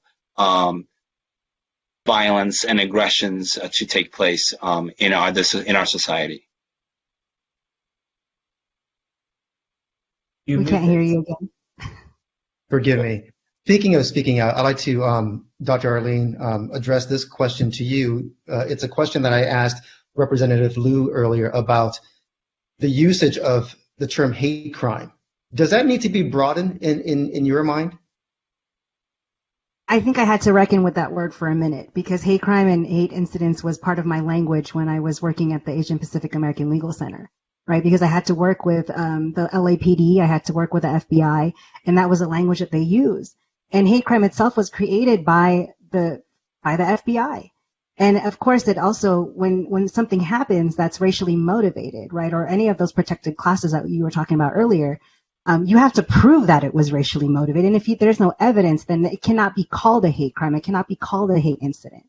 And so I think what Dr. Dylan Rodriguez talks about is that we need to really think about how hate really just isolates something or isolates an incident that happens, but we have to really think about how white supremacy and systemic violence and racism has a lot to do with the root causes of what's happening right now. So really thinking about the root causes, but then not isolating these incidents as a one-time thing, that it's only happening here because of COVID-19. But this has been systemic for years. You know, and what Mr. Mordezai was talking about earlier, it's from Asia to the colonization of our countries to us internalizing, you know, this colonization or this way of understanding who we are as people, right? And so if there's this narrative, right? And so when he talked about the Philippines, it just reminded me of when the Filipinos were called the little brown brothers at first, right? And then by a switch of a hat, we were called little brown monkeys, right? And so there's this power dynamic of who gets to tell the story. Right? Who gets to say who we are and really define who we are as people. But I think what we need, and what this is what Professor Chang was talking about, is not just education, we need ethnic studies. And we don't just need ethnic studies in a college, because students are privileged to even go to college and learn about their identity in college. But if we can have ethnic studies pre-K, kindergarten through 12th grade, right? We need to really humanize our experiences. We have to humanize this history that's not being told. And what we said like earlier, it's like we're being erased. Like our stories of who we are in this country and what we have contributed to the United States has been erased. And that is when I talk about this American or historical amnesia, Like, have we forgotten what we have contributed to this country, right? Who we are as people, why we came here, what industries we worked in, what we have done here. We have people in Congress. We have people in city councils. We have so many Asian Americans in Santa Monica that work for the city. Like, that's history, and so we have to really think about, we cannot forget like who we are as people, but we need to learn the truth. And what is that truth? And who has the power to create this narrative? And so right now I feel like we're really internalizing this narrative of like model minority, or maybe I need to be good at math. Like, we don't know where it's coming from, but we just kind of know it's there. But if we have this education that starts younger than going to college, I think that this can really humanize, ourselves, humanize our communities, humanize our families and our experiences, to really think about love rather than hate. Because that word hate, is something that we have to reckon with. Because we have self-hate, we have community hate, we have lots of hate. And we focus on that, but we also have to, really focus on our wellness from a lot of this racial grief and trauma that we're experiencing. I fully agree with Ali in terms of education.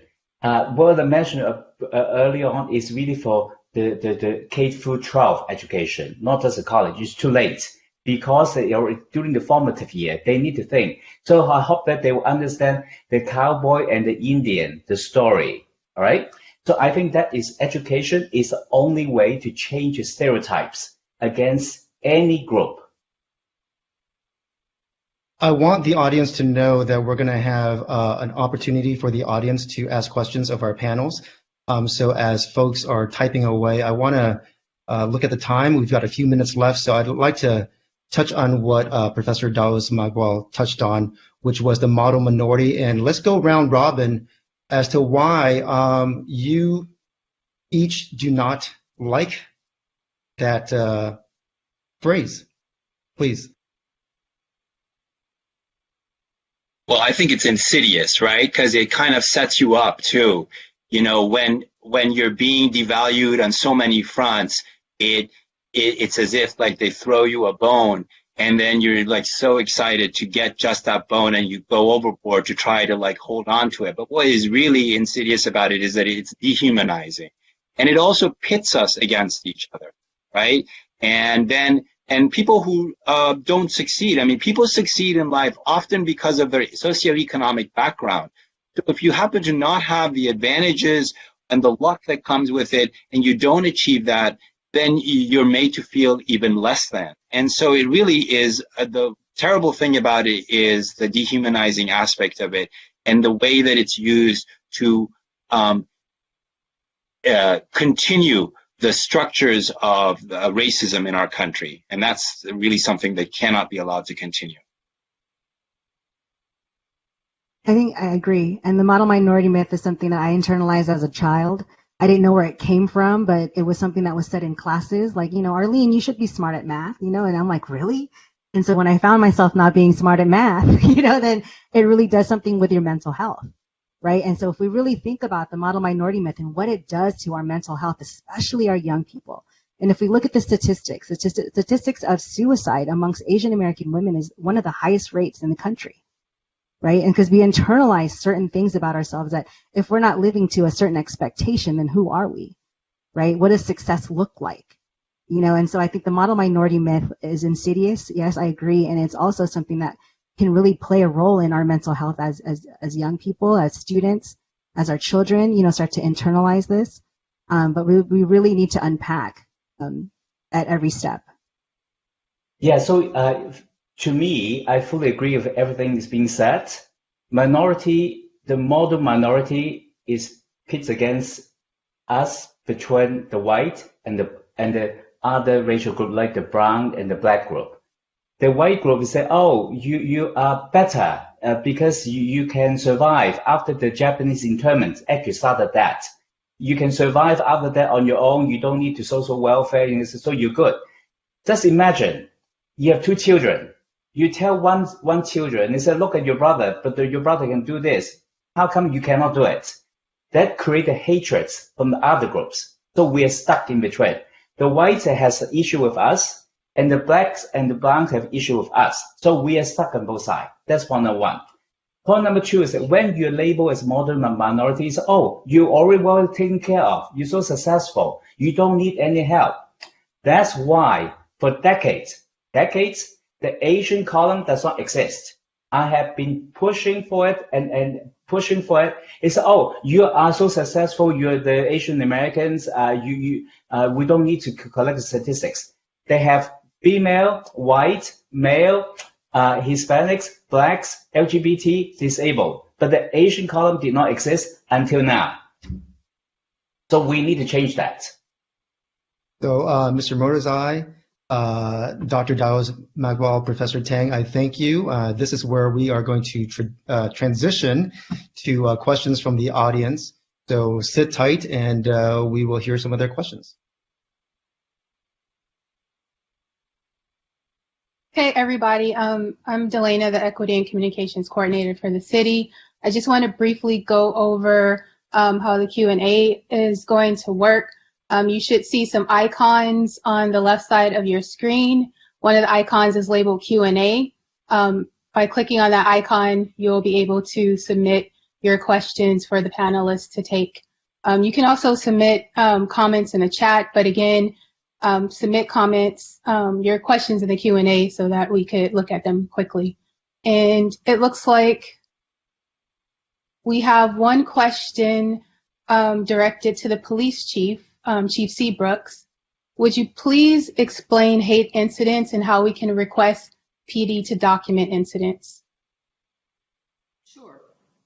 The bias or hate crimes, as has been indicated before, is very narrowly defined. Nevertheless, the police department takes the report. So if you call the police to report it based on the information that's received, we take the report and we conduct a thorough investigation. We also check with the DOJ and we report the information to the California Department of Justice and the FBI because they do collection data that allows us to identify and pinpoint where events and activities are occurring and the increases that give rise to some of the statistical data that was being spoken of earlier. But from our standpoint, we take a look at what is reported, and it's best if I give an example. We recently had an Asian man who was in our downtown area. He was shopping, and a woman hit him with a shopping cart. And then she made some very crass comments. We took the report, and then she left immediately and wasn't there when the police department arrived so that we couldn't make an arrest at that particular moment. The investigating officers arrive. We have a checklist that helps provide them with guidance in the event that there are questions as to whether or not the activity qualifies as a bias crime. They took the report in that manner. We put out a crime bulletin looking to alerting the community that we were looking for this person with respect to the investigation of a bias crime because of the statements that she made during the course of that. Now, what we won't do is we won't make an individual or organizational determination as to whether there's a sufficiency of facts. We take those crimes, and based on the information as it's provided, we will either file the report, we will either seek a criminal filing with the district attorney's office, as we are waiting to do in this case, should the woman be identified and we can take her into custody, or we automatically refer the case to the city attorney's office for filing. That way, it is ensured that our legal staff take a look, or the district attorney's office takes a look, and if the district attorney's office takes a look at it and determines there's insufficient evidence for a felony serious crime filing, we then automatically take the case over to the city attorney's office for review and potential filing. That way, we don't allow the activity to fall between the cracks and no action to be undertaken, because we want people who are subject to bias crimes across that protected class category to include race and culture. We want individuals to know that we take the investigation of these crimes very seriously. And in taking the approach that we do, we minimize the opportunity for there not to be a level of prosecutorial review where a person is taken into custody. And as I said, in this particular case, We don't know what the action will be because we haven't made an arrest as of yet, but we don't just say, oh, the person's gone, that's the end of it. We've issued the community bulletin as a community alert for two reasons. One, it alerts the community that this person is out there, and we hope that what the community would do is coalesce around that bulletin and call us if that person is seen so that we can bring the person to justice. So I say all of that to let you know that we have a process. We review the process and the forms that serve as the checklist with our patrol officers so that they are up to date and aware of the array of questions that they need to ask as they are conducting their investigation to make that initial determination as to whether or not the report is filed as perhaps an assault and battery, or it's filed as an assault and battery with a hate or bias crime attachment. So I hope that provides some context. Thank you, Chief Seabrooks. The next question that we have is for Professor Chang. The question is, with your personal connection to the UK, is there anything you feel we as Americans can learn from their examples or mistakes? Thank you. I was educated in the UK, and I do go to work in the UK from time to time. Now, in the UK, there's one fundamental difference. No guns. Basically, the civilians do not carry guns, and most police officers do not carry guns. So the damage that the person hate crimes can cause is much more restricted. Now, but that does not eliminate the underlying racism and discrimination. And I've seen through that in the UK, the same problems occur. So I think this is similar to what Hakam mentioned, pointed out earlier on, is the colonization, the history of the British Empire.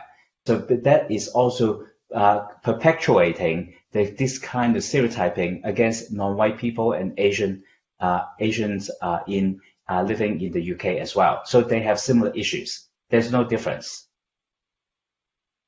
And Professor Chang, I'm sure you probably saw this yourself, but the same game of pitting one ethnic group against another from the communities of color throughout the world gets played in the United Kingdom all the time. Even, like, for example, within the larger South Asian diaspora that lives, one person from one part of South Asia versus another part of South Asia, East Asians versus people from other parts, like from Bangladesh, or so it's that kind of a game gets played in the United Kingdom as well, and it's all for the same purpose, right? To maintain this racist superstructure, which in England is even more blunt, because they don't have the kind of immigrant myth that undergirds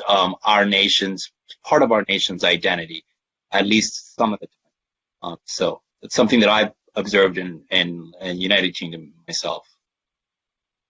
Okay, so the next question. I'm curious about your comments on the bamboo ceiling and what in particular you believe are contributing factors to the ceiling. I think this is something that all panelists could probably weigh in on. Okay, maybe I'll start because I mentioned that term. Basically, this ceiling has been around for decades. Why? Again, it's an in-group versus out-group. So the incumbent group is the white Americans. Then when the out-group coming in, they say, well, they're doing well. So basically, that is, they don't need to be promoted. So usually, the Asian, especially Asian Americans, is considered intelligent and hardworking. That's a stereotype. So therefore, they also never complain because of model minority. So done them more work, do all the donkey work, then they don't never get promoted because you only do the donkey work. You never get to exposed to activities that may actually exert the leadership. That's where the Congressman Ted Lieu was mentioned about when he was in the military. There's a less racial bias. It's based on your mission, based on what you do. But in the corporate world, it's much more subtle. Then the question, are you a team player?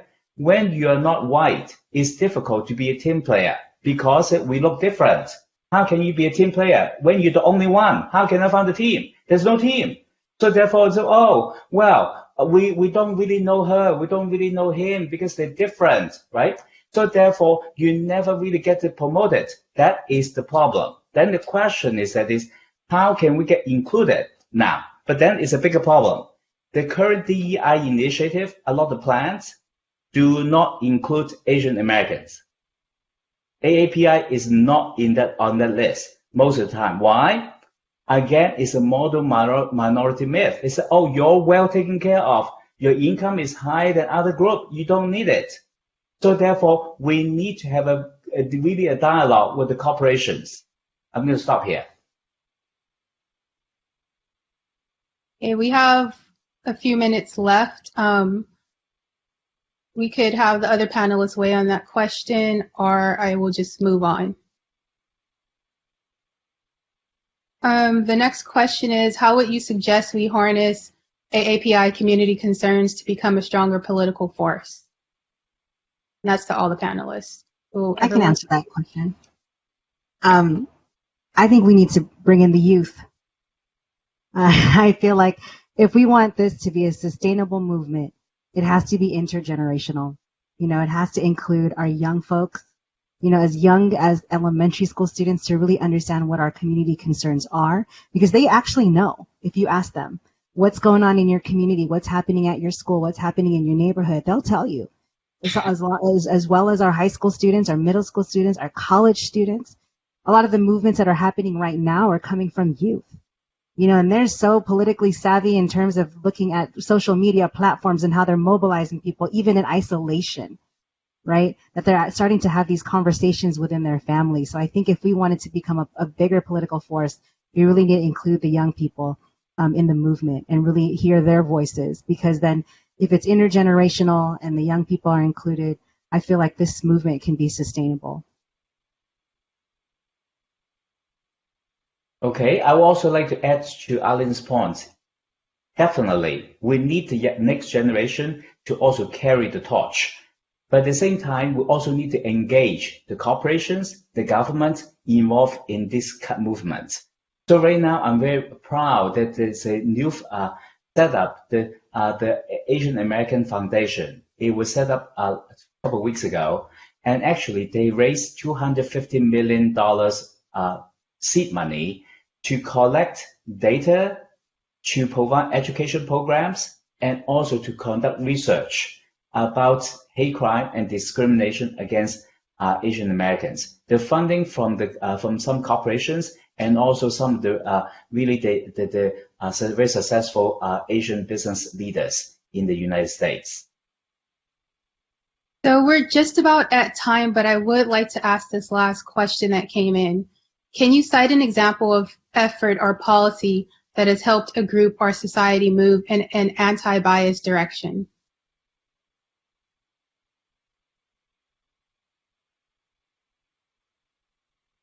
I don't think there is a policy yet, but I think that I'm hopeful that as more people collecting more data, speaking out, collecting more data, let the numbers do the talking rather than just screaming. So I think that is a positive step.